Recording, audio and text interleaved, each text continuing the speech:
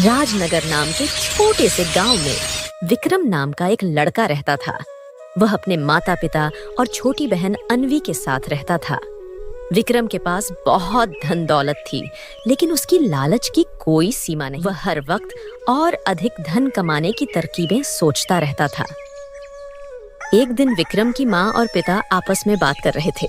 सुना आपने, एक और आदमी शापित घड़े को लेने की कोशिश में मारा गया।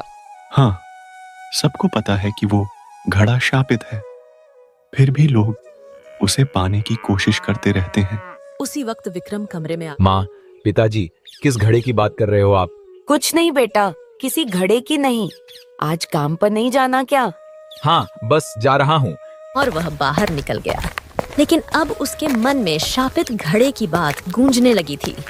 वह रास्ते में बस यही सोचता जा रहा था कि आखिर यह घड़ा है क्या और इसमें क्या राज है। चलते चलते विक्रम को दो लोग आपस में उसी घड़े के बारे में बात करते हुए मिले। वह उनकी बातें सुनने के लिए रुका, लेकिन उसे देखते ही वे दोनों चुप हो गए। विक्रम ने उनसे पूछा, क्या हुआ? आप लोग चुप क्यों हो गए? मुझे भी बताओ उस शापित घड़े के बारे में। जाओ, हमें कुछ नहीं बताना, ये तुम्हारे काम की बात नहीं है। लेकिन विक्रम ने जिद की। बहुत साल पहले इस इलाके के राजा ने अपना सारा खजाना एक घड़े में भरकर पहाड़ी के नीचे बने कुएं में छिपा दिया था और उसे मंत्रों से शापित कर दिया था। तब से आज तक जो भी उस खजाने को लेने गया वह वापस नहीं आया। विक्रम ने उत्सुकता से पूछा, क्या वह खजाना अभी भी वहीं है? हाँ, लेकिन जो भी वहां जाता है वह उस राक्षस से बच नहीं पाता जो उसकी रक्षा करता है। विक्रम ने मन ही मन तय कर लिया कि वह उस खजाने को पाने की कोशिश जरूर करेगा।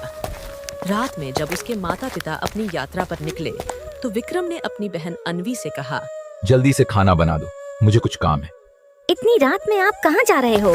विक्रम ने कोई जवाब नहीं दिया और खाना खाकर चुपचाप घर से निकल गया। अन्वी को शक हुआ और वह भी चुपचाप अपने भाई का पीछा करने लगी। विक्रम पहाड़ी की ओर बढ़ता गया और आखिरकार उस शापित कुएं तक पहुंच गया। अन्वी ने उसे रोकने की कोशिश की। भैया रुको मत जाओ, ये घड़ा शापित है। लेकिन विक्रम ने उसकी बात नहीं मानी और कुएं के अंदर चला गया। अन्वी भी पीछे पीछे गई। अंदर पहुंचते ही विक्रम ने वह घड़ा देखा जिसमें सोने के सिक्के भरे थे।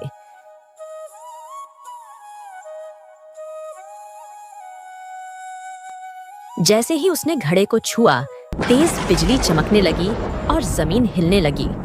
अचानक एक भयानक आवाज आई और एक राक्षस वहां प्रकट हुआ। उसकी लाल आंखें जलती हुई अंगारों की तरह चमक रही थीं। राक्षस गरज कर बोला, तू यहाँ क्यों आया? तेरे पास सब कुछ है, फिर भी तेरा लालच तुझे यहाँ खींच लाया। डरते हुए विक्रम ने कहा, मुझे माफ कर दो, मैं लालच में आ गया था।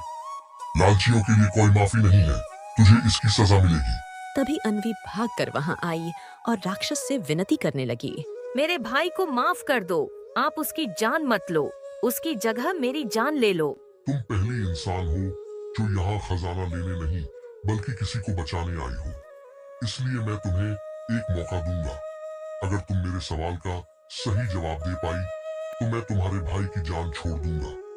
बताओ वह क्या है जो कभी नहीं रुकता? अन्वी सोचने लगी और बोली, पानी, पानी कभी नहीं रुकता। राक्षस ने तुरंत अपने हाथ के इशारे से उसे एक रुका हुआ तालाब दिखाया और कहा, देखो, ये पानी तो रुका हुआ है, अब तुम्हारे पास बस एक मौका है। अब अन्वी सोच में पड़ गई थी।